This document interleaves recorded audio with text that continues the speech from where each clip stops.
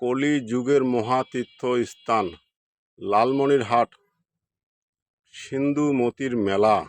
এই সিন্ধু মতির মেলায় বিশাল বড় একটা পুকুর আছে। সেই পুকুর নিয়ে এক তীর্থস্থান গড়ে উঠছে। এখানে প্রতি বছরে একবার করে মহাতীর্থস্থান দর্শন করতে আসে।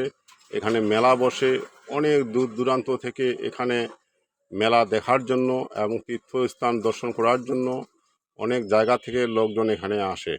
অনেক লোকের সমাহার। এখানে অনেক কিছু মেলার মধ্যে পাওয়া যায়, জিলাপি এবং চিড়া, দই, খুব সুন্দর সুন্দর যে গ্রামের ঐতিহ্য এখানে পাওয়া যায়, খুব ভালো লাগে। আমি এই মেলাতে দর্শন করতে আসছি। দেখেন এই মেলার যে পুকুর, এই চারিদিকে পুকুরের সেই সব দেবতাদের মূর্তি মন্দির আছে চারিদিকে। এই তীর্থস্থান অনেক দূর দূরান্ত থেকে লোকজন আসে এখানে, এখানে স্নান করে এই পুকুরের মধ্যে।